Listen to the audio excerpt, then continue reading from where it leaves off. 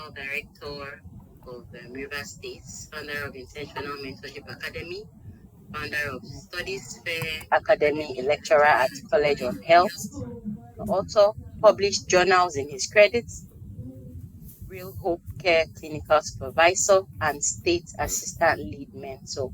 Please, can we give him a round of applause? If you're in the house, could you just say hi to us, Mr. Wilson? Hi, everyone. Oh, yes, that's Mr. Wilson. Thank you so much. So, the next young, handsome man we can see on our screen goes by the name Dr. Wodu Chimenum. He's a mental health practitioner who works in the Department of Neuropsychiatry, University of Port Harcourt Teaching Hospital, where he has practical experience in the diagnosis and treatment of diverse mental health conditions. He's a member of the Faculty of Psychiatry, National Postgraduate Medical College of Nigeria, and a sought-after public speaker who is passionate about mental health enlightenment at both public and corporate levels. His current advocacy engagements are with mental health advocacy groups, religious bodies, and NGOs. Dr. Wodu is from Emoha, local government of Rivers State, and is happily married to Dr. and Mrs. Grace Wodu, with whom he is raising 3 wonderful children in Port Harcourt, Rivers State. Could we give a sound of applause to sir? Thank you, everyone. It's a pleasure being here. All right. Glad to have you, sir. Yeah. Thank you so much for joining us. Thank you. So, we'll just dive into our discussion and very fast spent, and we have a lot to discuss tonight. So, I'll be going with the first question directed to any of us, Mr. Wilson. Aleni, please just help use the you raise your hand using the icon and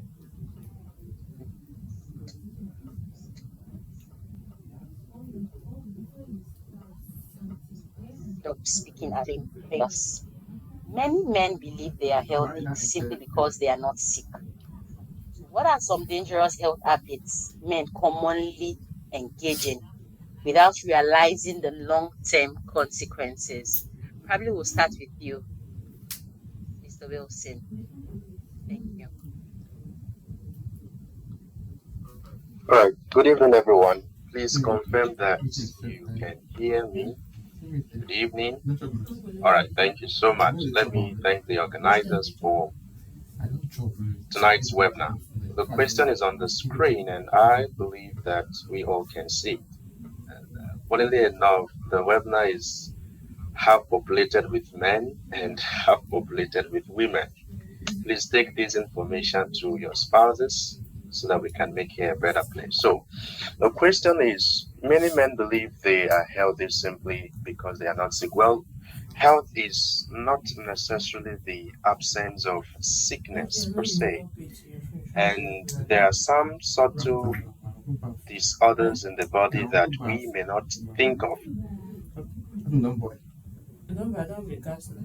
that get daily habits. So here are some things that men do that are not good. One is excessive intake of canned foods. Excessive intake of canned foods. The World Health Organization has tried to do so much justice on these, explaining that we need about 1.5 grams of sodium intake per day. So canned foods contain over 3,000 grams. That is one. Two is alcohol. Thank God that the American Health Association has come up after years of logogamy and all that. The American Health Organization has come with taking a sip of alcohol does nothing to the heart as it were to be in the past. So alcoholism is a dangerous habit that, you see, it doesn't make you macho, it doesn't make you a real man, it makes you an unreal man. And if there is someone or people who are out there who are engaged in it, please try to cut down gradually. You can consult other health experts to help you. 3 is smoking. I may not emphasize this. I know that these are common habits that we engage ourselves into. Another habit too that has been, in fact, a study was conducted in Lagos, and the study showed that men who take excessive water tend to have problems with their sperm. And you know that water is life, but if you do not take it in moderation, it can affect the sperm cells and even kill them and neutralize them and make one have high fertility issues. Because currently, a study by the World USCH Ibadan, they discovered that over 50% fertility issues come from the men in Nigeria. So let me just repeat some habits. 1, canned foods. 2, smoking. 3, alcoholism. 4, drinking excessive water. And by the way, excessive water has to do with 10 liters per day based on studies. And also, last but not least, engaging in multiple sex partners. I think I will do more justice in subsequent questions. Thank you. Mr. Wilson, thank you so much. Thank you so much. Dr. Ward, over to you. Okay, thank you so much, Mr. Wilson, for that contribution. So I would want to join the conversation with the definition for health. You see, many times we feel health is the absence of disease or infirmity, and that simply means when one is not having a pain, or maybe you're not having fever, or maybe you're not having abdominal pain, chest pain, joint pain, all those common things for which people go to hospital and for which they complain. But the World Health Organization has given us a definition, a more comprehensive definition of what health is. It says health is a state of physical, mental, and social well-being, and not necessarily the absence of disease or infirmity. So what are we saying? That if one does not have any of those other things I mentioned, and then the person has a mental health problem, or the person cannot sleep well at night, or the person cannot control his thoughts, or the person cannot regulate his mood, or the person sees and hears things that are not there, or this person has interpersonal difficulties in the environment where he or she conducts his or her affairs, that person is not healthy. So we must not just weigh our actions and inactions based on physical health outcome. If mental health outcome is there or social outcomes are there, it means the person is not truly healthy. So what are those things, in addition to what my colleague have said, that can matter much irrespective of physical health outcome? Okay, so as regarding men, we've seen from studies that compared to women, men are 25% less likely to turn up for medical checkup. That's because probably they believe it doesn't matter, or that other things should take priority. So men are less likely to show up for medical checkup, 25% compared to women. Then in addition to that, my colleague have mentioned smoking, excess alcohol intake. So we have poor diet, eating poor diet high with sodium, okay, or salt, as it's commonly called, as you can find in canned drinks, processed food, and all that. And also physical inactivity. Previously, work involved a lot of physical activities, where people go to farm and do a lot of manual jobs. But right now, labor is more intellectual. So people go to work, they sit down from morning till afternoon till evening. They sit down in their shops doing more of maybe punching the computers and all that. So because of that, there is a lot of physical inactivity, immobility, and these are risk factors for adverse health outcomes. So that's important in addition to what has been mentioned. Another is emotional suppression. Emotions carry energy. And when we fail to express these emotions, we internalize the energy. Remember, according to the laws of physics, energy cannot be created or cannot be destroyed. They are converted from one form to the other. So, for example, why I said emotions carry energy, if you notice someone who is happy, you see they are up and about, they are ready to greet, they are ready to smile, they are ready to shake hands, they are ready to get off their sitting positions. That's energy at work based on the internal milieu of emotions in them.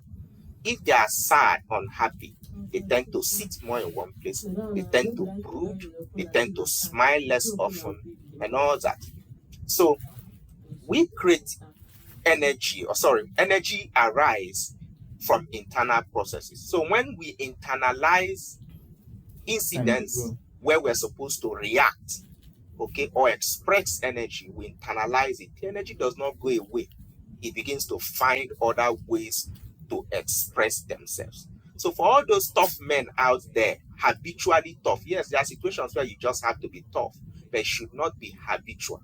But if you become a habitual tough guy, suppressing emotions and all that, it begins to cause problems. It messes up with some hormones in the body like cortisol, and which can lead to high inflammation level. And high inflammation is the undertone for many of the non-communicable diseases we know about, such as hypertension, diabetes, okay, talking about dyslipidemia, that's cholesterol problems, and all that, So that's have been found as one of those risky behaviors men engage in that can prove detrimental. Another is that men are very likely to ignore symptoms. Yes. Many times they have chest pain, they wouldn't bother, they wish it away, or they believe it will just go away on its own. They have stomach pain, they believe they can rationalize it to be anything and then just ignore it, wait for it to go away. They are fatigued, they have changes in their urine, maybe the flow of urine have changed, or the pattern of their stool have changed. Many symptoms of colorectal cancer in men begin with stool changes. They begin to pass stools in pellets like goat poo, and many men will not bother to care until blood starts oozing out. So men are likely to ignore symptoms, men are likely to toughen things up, men are likely to show up late for appointments or not show up at all compared to women. And of course, poor diet. I want to eat quickly so I can go back to work. So thank you for that. Wow, thank you so much, Dr. Ward. Thank you so much, Mr. Wilson. I think your responses were apt. So please, audience, I hope we're taking notes, because we're not just here for the sake of being here. We're here hoping that you get impacted with the knowledge you get tonight and make the necessary lifestyle modification that you need to. Thank you so much. So we'll move back to Mr. Wilson. So as healthcare professionals, we often see men presenting late in the course of illness.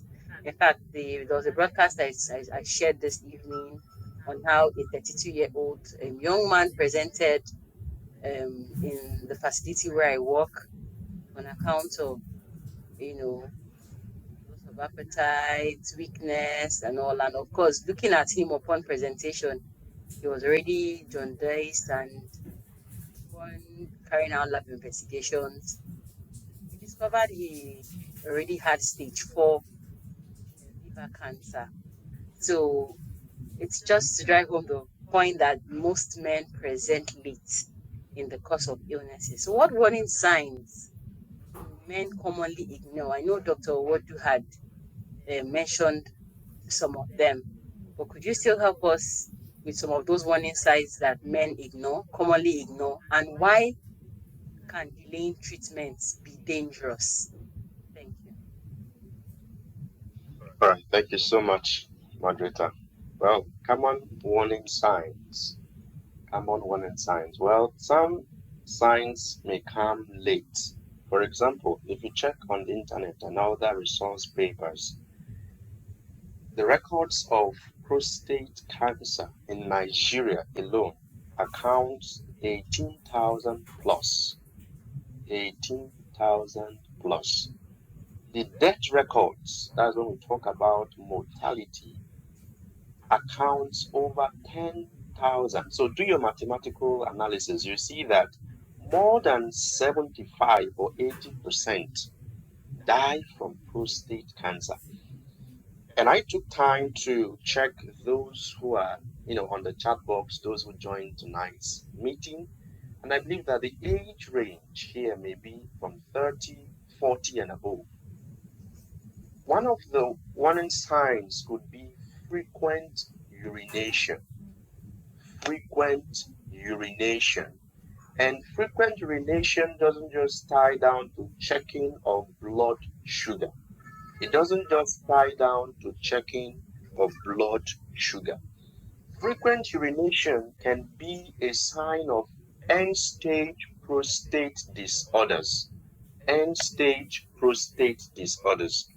Now, another sign could be that you have constant waist pain. We call it lumbago. Constant waist pain. Waist pain that may not relieve with spa, waist pain that may not relieve with analgesics, waist pain. These would be pointers for prostate. I know why I am, dwelling so much on prostate, because we know that regular chest pain, we can talk about it to our spouses, but things like this are issues that are subtle. Now, we also have nocturia, which is the urinating at night, urination at night. You see a man, one of the clients I saw the other day this week, he goes to the toilet over 5 times. In fact, he has lost count on how many times he goes to the toilet at night. These are signs that we should not endanger. Now, another thing is the poor erection. You see, I know that the bunch of ideas we know Viagra, it helps in stimulation of erection and all that. But it is not Viagra or all of those nitric oxide dilation medications do not point to the causes. So erectile dysfunction or inability for the penis to be stimulated upon sexual arousal could point to several chronic disorders that should not be downplayed. So let me summarize. We have 1, frequent urination. 2, chronic waist pain. 3, frequent urination at night. Frequent urination at night. 4, we have this particular factor. Then we now go to the regular heart pain. In fact, I saw a client today who told me that I should pray for him respectfully, with respect to religion, that I should pray for him that from his chest to his neck, he feels this pain. And it looks like it stems from an MI, and I should pray. I say, wow, if I'm to pray for a myocardial infarction, definitely I'll be one of the greatest prophets on earth. I referred him to the hospital. You see, these are signs that we may avoid. I know that we may have religious backgrounds, but that should not downplay medical attention. So please, if you're having any of these, if you're a man here, you are over 40 years. You are over 40 years. Please do well to go for prostate screening. Do well to go for prostate screening. And when you go, it doesn't show signs from early symptoms. It doesn't show signs. So please do well. Just take it. It's about 15,000 or wherever. You can go and check to make sure that there's nothing wrong with your prostate, so that you can live healthy and you can make impact more. Thank you. Thank you very much, Mr. Wilson. Okay, so just to recap on what he said: frequent urination, chronic waist pain. The chronic waist pain could be linked to other things, but then if you are to rule out probably a old mattress, because sometimes too, once a mattress could have been worn out, and those things have a way of causing some of misalignment on the vertebral column and expose one to chronic waist pain. But if you're able to take out that, please, these are subtle signs that you should seek medical screening to be sure that all is well. And of course, delaying treatment, of course, would bring up complications such as cancer. In fact, I stumbled on a client 3 days ago that also presented to our facility, and he was also down with prostate cancer. In fact, the thing had even paralyzed his lower limbs. That's to see the implication of prostate cancer. He was paraplegic. He can't walk, like he was literally bedridden. Very tall, huge, handsome man in his 50s. And his children were all over him, trying to care, trying to seek medical attention and all. But unfortunately, he was already bedridden because of the prostate cancer. So please, let's do well. The men in our midst, once you're above 40, it's the best gift you can give yourself, regular checkup. You could spend money on drinks, spend money on food, spend money on the health checkup is the gift you can do for yourself. Thank you so much, Mr. Wilson, for that beautiful contribution. Over to you, Dr. Wardo. So, we have this, especially here in Africa, any small thing. In fact, my son this afternoon was crying, and the elder brother was like, you're a man, why are you crying? Be a man. Trying to encourage him to chest the pain. So over time, our cultural belief have taught men to be strong, and keep their struggles to themselves. So you see so many men bottling up their emotions, bottling up their challenges. They're having a hard time at work, and they are just chesting everything and keeping it to themselves. So also mention suppressing emotions as one of the dangerous lifestyles that men do. So how can suppressing emotions? I know you've talked about it, talking about the cortisol and all, but could you still just, re-emphasize on how suppressing emotions affects mental and physical health? Over to you, Dr. Wardo. Thank you. Okay, thank you for hooking me up. Before I answer your question, let me just quickly make a contribution to the previous question that was discussed. I want to throw more light on the issue of urine changes as regarding prostate cancer, so that some people who might have questions in their mind can have them addressed. Yes. So when my co-panelist was talking about urine changes, especially urine frequency, it will be important for you to also know that sometimes we will have urine hesitancy. Okay, urine hesitancy simply means that the person tries to pass urine and has problem pushing it through. All right, and that's because the prostate at the base of the urethra is beginning to narrow the passage down. So you see someone almost using so much energy as if he wants to lift a bucket of water. When passing urine, you can actually hear them moaning, while passing urine. So you can have that, and because of that, they pass little amount of urine. They don't empty the bladder completely, okay, when they go to urinate. So after a short while, the bladder is full again, and they go back again. So they keep going back to urinate, because each time they go, they fail to achieve complete emptying of the bladder. That's where the urinary frequency comes from. Okay. Sometimes they might have what we call urge incontinence. Okay, meaning that by the time they are signaled that the bladder is full, before they could get to the toilet, urines are already coming out.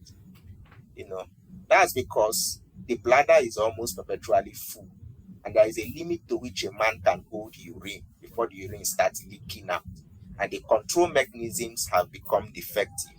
So you can have urge incontinence, okay, urinary incontinence. And then at certain times, you can just have the thing clamp close. The person will have urinary retention, will not be able to pass urine despite the full bladder, and he'll begin to cry and sweat like a baby. In that case, it becomes an emergency. So and then you can have stream changes in the stream of urine. The person goes to pass urine. Instead of the urine to come out under high pressure, he sees the urine dribbling down on their clothing, on their feet, not far from their legs, and all that. So those are showing you that something is happening around the prostate that is affecting urine flow. And when that is observed, including blood sometimes in urine, it's important that that man goes for a prostate check and a holistic health check, as the case may be. Now to my question. So, you wanted me to talk about suppressing emotions and all that. Yes, it's very important because it's been found that when people suppress emotions, they tend to internalize the energy, and that will manifest in other forms. It could manifest as feelings of frustration and anger. Okay, feelings of frustration and anger can lead to depression. In fact, 28 to 33% of men who are high suppressors of the emotion, toughing things out, have reported having suicidal ideas or death wishes, compared to people who don't suppress their emotion often. And emotional suppression, habitual emotional suppression, has been found to be underlying risk factors for anxiety disorders, whether it's generalized anxiety disorders or any of the specific ones. Okay, so it's a risk factor for anxiety, worry. Anxiety means conditions characterized by excessive worry. So it can also lead to depression. Yes. When people fail to speak up and empty their heart, they brood over the issues over time, and those thoughts begin to go into feelings of helplessness, hopelessness, worthlessness, and then all the other issues that come with it. And then sometimes when people internalize a lot, they begin to exhibit what we call externalizing behaviors.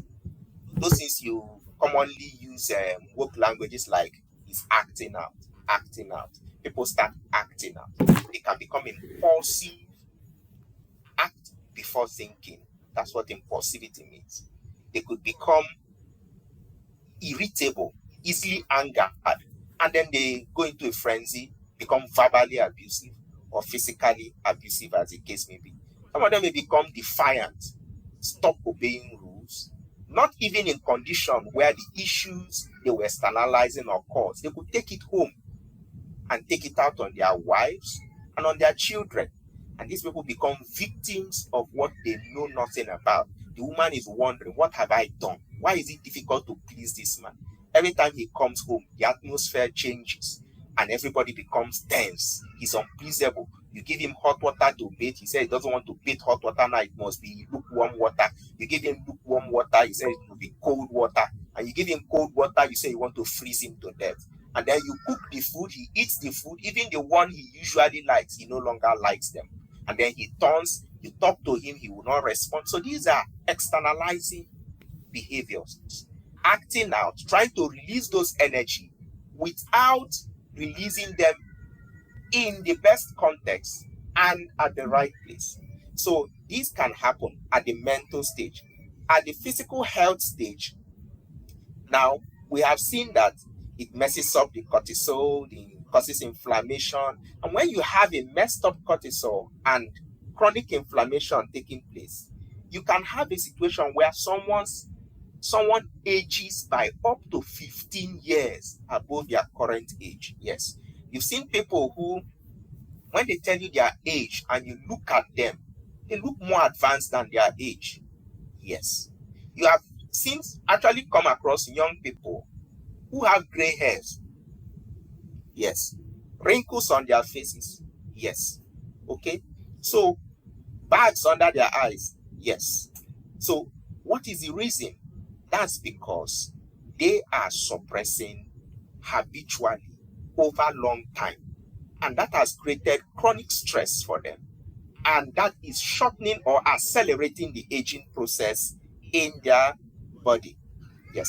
Also, chronic suppressors too can develop hypertension, can develop diabetes, okay, and then of course feel continuously tired, most times continuously tired, fatigued. Every little thing they seem to run out of energy, feel overwhelmed, can't concentrate, feel as if the whole world is on their shoulders. Why? They have done very little. That's because something is tapping deep into their energy storage, exhausting it, and leaving little or nothing for them to use in facing the normal stresses or challenges of life.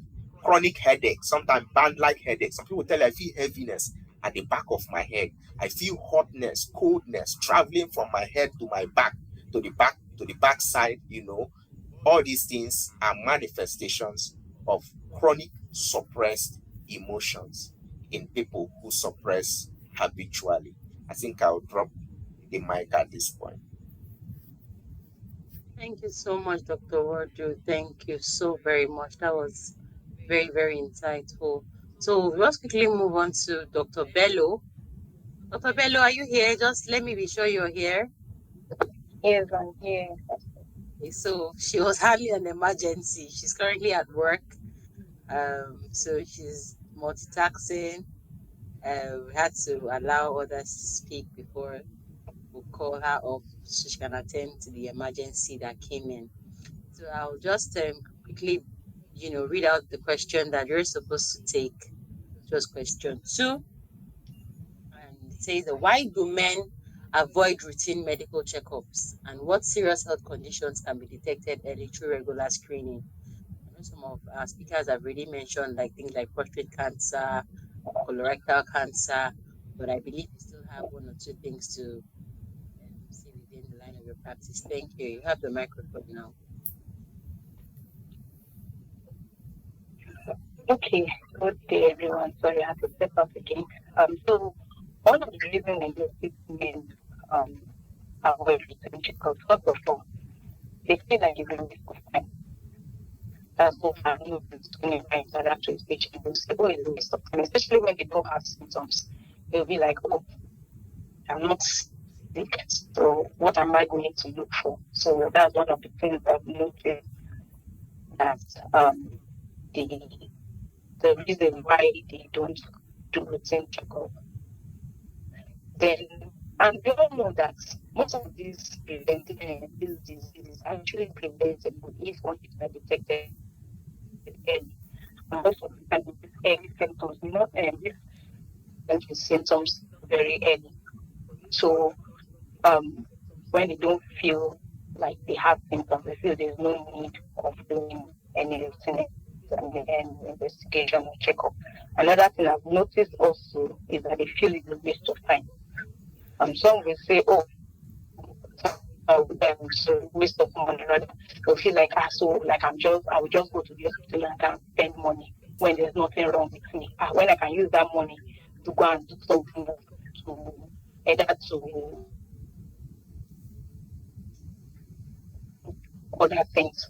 So that's one of the things I've noticed that they've used as an excuse not to do routine checkup.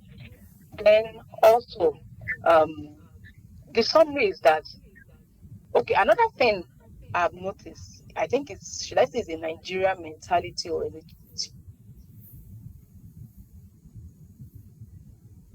let's say more, they will say that, they would say something like, what would I go and be looking for what is not there? They feel like if they go and do a test, then they will find something. So it's better I don't do any investigation, so I don't find anything, then I'm safe. Meanwhile, it really doesn't make any sense. If you feel like there is something that should be found, and then you're feeling like if you avoid it, it should not come. So that is also one thing I've noticed. But generally, I feel one of the reasons why people don't do routine check. That's one of the things that happens is generally ignorance. And serious health conditions that can be detected early. Generally, in fact, majority of the conditions can be detected early. Majority of them hypertension, diabetes, cancers, infections. There are things that can be detected early. So majority of things can actually be detected early. So I don't know if I've answered that aspect of the question. Okay, so could you just help us add some health screenings that every man should prioritize at different stages of life, so that hopefully after this webinar, you would know where to start taking action from? Did you get that? Okay, you said what? I said, what health screening should every man prioritize at different stages of life? All right, so at different stages of life, I think I'll divide it into less than 40 and greater than 40 at different stages of life. So less than 40 years of age, and one of the things that should be like priority, your blood pressure, it should be checked regularly, because people feel like hypertension is something that you find in the for elderly people. There's actually hypertension in the young. So hypertension is one of the things that should be checked early. The blood pressure is something that should be checked early. Another thing is the blood sugar. Some people also have diabetes, especially when you have family history of hypertension and diabetes. That's also one thing you need to check for screening. And sexually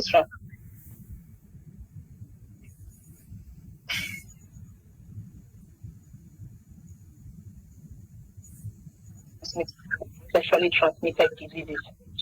So these are the things we find in the blood that should be screened during the young and less than 40. But those greater than 40, added to these things I've mentioned, is to check your cholesterol level, to check the kidney function, the prostate screening, and colorectal cancers. These ones are usually found in elderly people. So these are the screenings that should be done in elderly or people aged greater than 40 years. Thank you so much. Thank you. So here, just like she said, in fact, on Thursday rather, during our cardiology clinic, I stumbled on a 22-year-old boy with a blood pressure of 171/100. And I asked him, what are you thinking about? And he mentioned that he had some trauma sometime last year, and since then, it's been affecting his blood pressure and all. So now the truth is, most of these illnesses are not now of the elderly, due to lifestyle habits and all. They are now beginning to be found in even the younger generation. So please, let's ensure that after this meeting, after this webinar, we take action, not just for hearing sake. We should also try to do the needful to ensure that we live quality life. So, Victoria, your hand is up. You have a Yes, good evening, everyone. You're welcome. Sorry, the network has been very terrible. And it's just in response to the comment you just made about the young person. I also remember somebody who died of kidney failure due to severe hypertension at the age of 35. But one thing I must tell us here, not to always say, what are you thinking about to hypertension? It's not a good comment at all. And that is what makes them, I'm not worried, but we know as much as you do that there are a lot of medical conditions that could lead to somebody having hypertension, either young or old. So that word of, what are you thinking? The moment you hear hypertension, what are you thinking about? All are not because of thinking. And then in response and addition to what our facilitator was saying, in respect of men not wanting to do medical checkup. Yesterday, I came across a man who came to check his blood pressure. I checked, it was 230/130. And this man was pursuing a contract. He said he is an agent, that they were planning to pay them some money. He will get his commission, and they were not ready to pay. And he was even ready, even despite what I've said. Check with the manual. I use the manual 220/130 with the manual.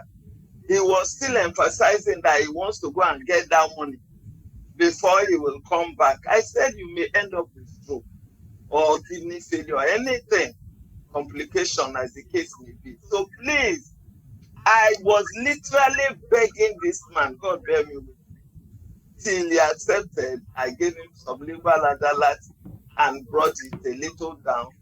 Go for admission, no. Go to hospital, no. All he was after was to pursue the money. So one of the problems of men is they don't even believe that they have sickness at all in their life. And I used to tell people, love your neighbor as yourself, serves everything. Some men do not love themselves. They are ready to die in the pursuit of money and worldly pleasure and treasure. So the advice we have to our spouses, to men here present, is you have to be alive to look for that money.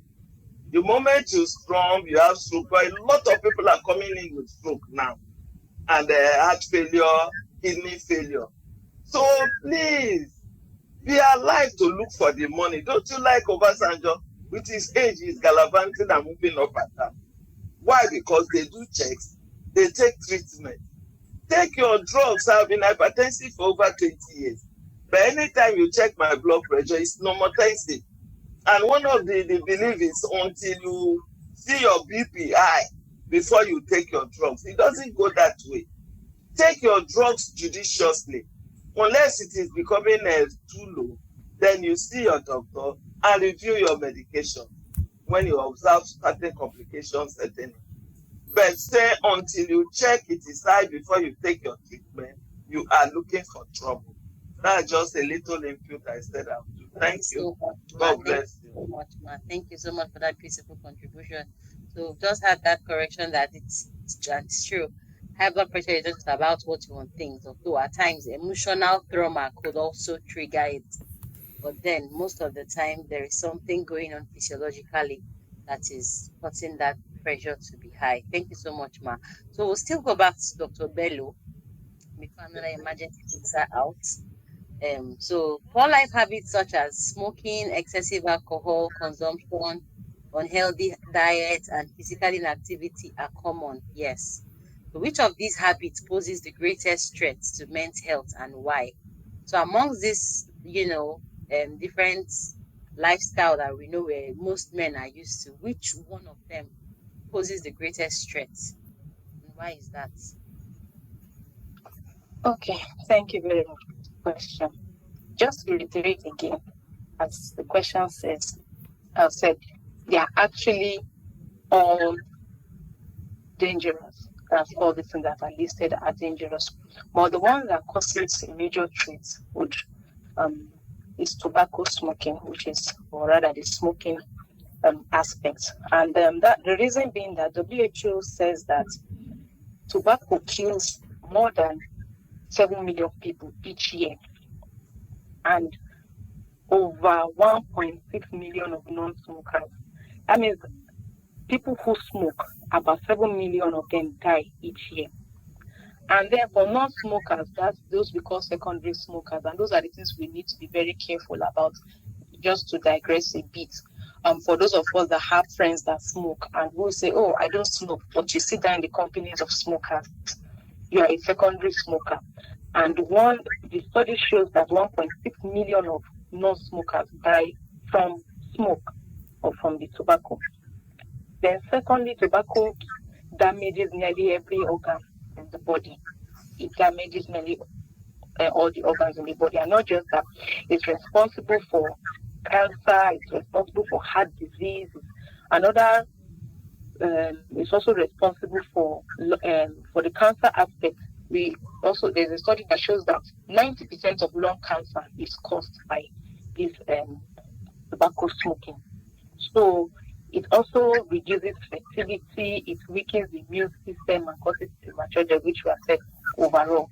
So tobacco smoking is really very, very dangerous. In as much as every other one is dangerous, but this will be like the one that is leading, because not just that it can cause what every other thing cause, other diseases can cause. It doesn't only kill the person who smokes, it also kills people who are secondary smokers as well. So that does not mean that every other symptoms I mentioned there are not bad. Thank you. Thank you so much. Thank you so much. That was very apt. So we've heard it. Smoking, of course, would rates highest. Every of the lifestyle are very, very dangerous. But smoking would pose greater danger, and then of course alcohol and the rest. So we'll just go back to Dr. Wardu. Stress has become a normal part of life for many men, especially in a country like ours. Nigeria is getting tougher and tougher as the day goes by, and you see so many men having to keep 2-3 jobs just to make ends meet. So it's become normal part of life. So at what point does stress become harmful, and what are some healthy ways men can manage it? Okay. Thank you for this question. First of all, we must understand that stress is part of life to begin with. In fact, it's a system set up in the body to improve performance. However, when stress becomes too intense and unduly prolonged, that system begins to work against the body. Take, for instance, stress is one of the reasons why men will take protective steps to keep themselves from harm. It helps in early response, the flight and fear responses that ensure that we take steps to protect ourselves or to ward off adversary. These days, we may not commonly face such threats like wild animals and the rest, although in places those do occur. But today, we have other ways these threats manifest. It could be that we've been given a task at work, and it might be something new, something we are not well equipped for, or something that we are unsure of our preparedness for. So our body goes into that state of preparation. And that state of preparation, if reasonable, at mild to moderate level, it will improve our performance. We complete the task and we are happy. A mechanism set up by the body, release of adrenaline, release of cortisol, and all those changes that come with it, increased heart rate, better vision, strengthening of the body system, mobilization of glucose to ensure that the muscles get all the energy they require to complete the task. So those systems return back to the normal state, the state of equilibrium. But when stress becomes prolonged, what we call chronic stress, or too high, we now go into a state of distress. And that is where the problem comes from. That's what a bad stress is all about. So bad stress is not good for the body. The dangers are enormous and they can be widespread. Many times, the problems of chronic stress or distress may not even be traceable to the origin. It could be lost in terms of that, and then we just keep on having the symptoms without tracing it to the source, and then it keeps doing harm, as the case may be. So some of the things it can do to the body is that, one, mentally, it can cause people to lose concentration, memory problems, forgetfulness, difficulty paying attention. And then it can cause anxiety, like I mentioned earlier, depression, you name them. And then for the physical body, hypertension, diabetes, those things has been enumerated so far and so on. But what are the things we can do to at least manage this stress to ensure that the outcome is okay? So some of the things we can do is we can exercise. Exercise is very useful when it comes to managing stress. In fact, the World Health Organization estimates that an exercise of about 150 minutes per week, not one day, spread over the days of the week, meaning less than 30 minutes a day, okay, of moderate exercise. Moderate exercise is the exercise that gets you involved but does not wear you out. Okay, it could be simple things like taking a jog, okay, taking a brisk walk, and so forth and so on.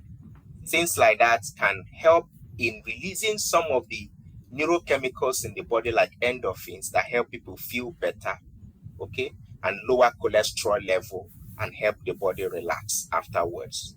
And then proper sleep can help. For some people, such sleep will be more than 7 hours. For some people, the sleep may be less than 7 hours. But of course, the yardstick for measuring a good sleep is the sleep where you wake up feeling refreshed. Any sleep where you slept and woke up, you didn't feel like you have slept and you are relaxed and refreshed, it means you did not sleep well, even if it lasted for 12 hours, and you are owing a debt to nature. And it means your body has healing it has not fulfilled, So we can talk to someone, talk to people. Laughter, helps a lot.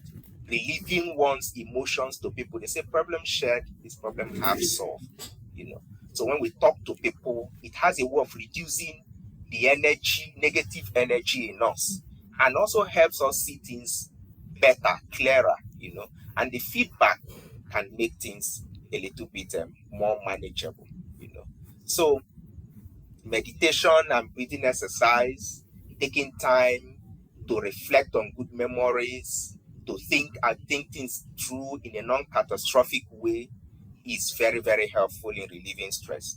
Breathing exercise like the box breathing, where you breathe in for 4 over a count of 4 seconds, okay?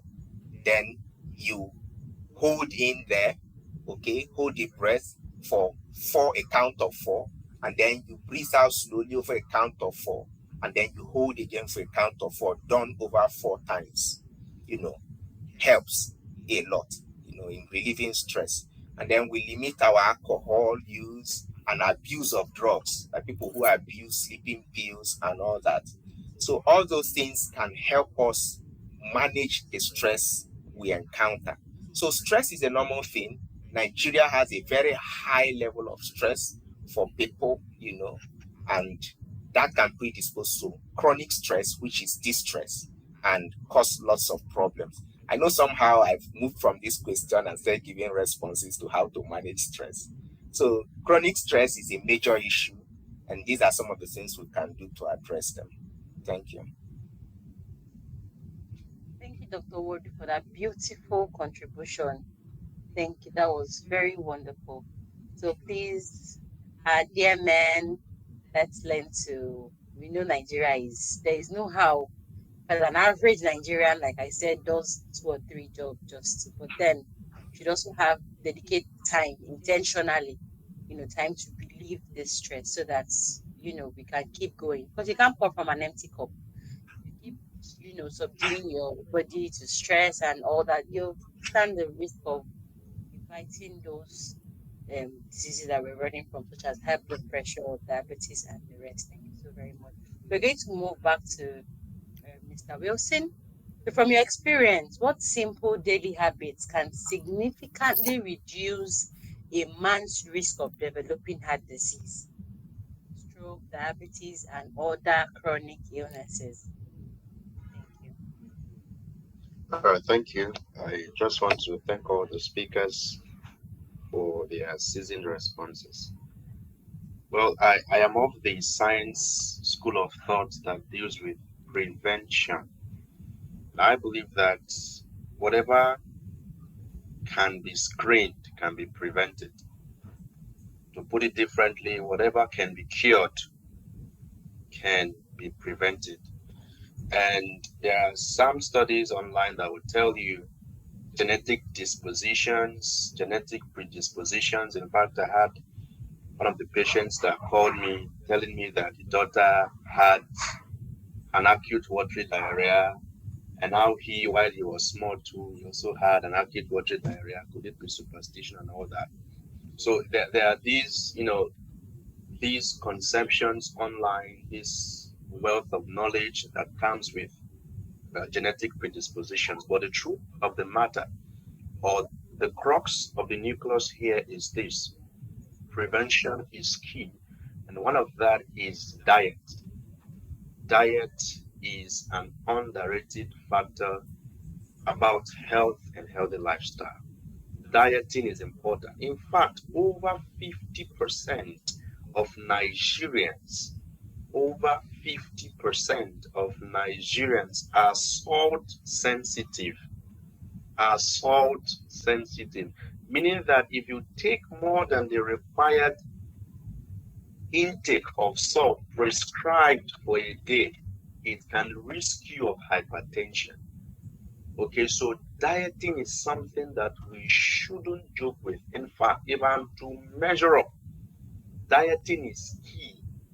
Dieting is key. High intake of fiber. I lost one of my aunts to death because of colorectal cancer. And that spurred me to go into why could she have died of colorectal cancer. And from my findings, I discovered that she had a low intake of fiber. Low intake of fiber. You see, colorectal cancer, prostate cancer, all the cancers are highly preventable. All the cancers are highly preventable.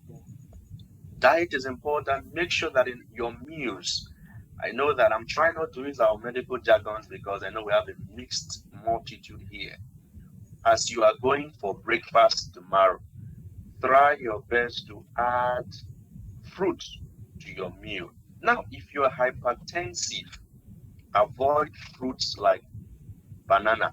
Cut them down because banana has a high intake of potassium, which may increase your BP. Now, avocado has higher intake of potassium than banana. So try to cut down some of these fruits. You can go with cucumbers, watermelon. Another factor too that we can incorporate is to cut down on caffeine.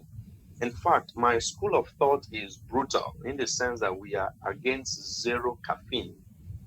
But the truth of the matter is this, that caffeine has a way of dysregulating most parts of your body and gives the addictive forms and all that. So try to cut down your caffeine intake. If possible, try to avoid taking caffeine. Now, there is something that is reigning, especially to the bureaucrats in Nigeria. We are into the supplementation phase. Now, I'm not trying to play down any vendor or whatever, but the truth of the matter is, from World Health Organization, we are told that you may not even need supplements if you have proper dieting. You may not even need supplements if you are on proper dieting. The only time you can go for supplements would be when you're not dieting properly. That is when you can go for supplements. So why I'm taking time to say this is because this is where the action point steps in. Dieting is important. Cut down on caffeine. In fact, not even cut down on alcohol. Completely avoid taking alcohol so that you can live a longer life. To add on to what Dr. Odu said, now the body does not differentiate between positive stress and negative stress. The body does not differentiate between positive stress and negative stress. So the body just interprets them the same way. So in all your stressful actions where the body needs stress to function optimally, try not to go down the drain of draining yourself. I gave my students, which I teach mental health, I gave them a case study. I say, Yakubu, manage, explore the psychological misconduct of this phrase. Let us not go into that pattern of Yakubu manage. These statements can also affect our daily habits because positive thinking is greater than whatever thing that we can talk about. Thank you. Thank you so much, Mr. Wilson. The key thing is to make food medicine. You know, I would also add that we should cut down on processed food. So talk about the shawarma, things like burgers, things like suya. You know, these are all processed foods. They, of course, will pose a greater risk of developing, you know, these conditions that we're talking about tonight. So the bottom line is let's embrace nature. Let's try to eat more of nature. We're human, and God has blessed us with it. But Nigeria is so blessed with, you know, beautiful crops, natural foods. We should take more of them. I know sometimes due to work and all that, we're trying to buy time and we just, okay, let's just grab pizza during lunch or grab shawarma and all that. But we're doing ourselves more harm than good. We could even snack, even while we are snacking, we could snack on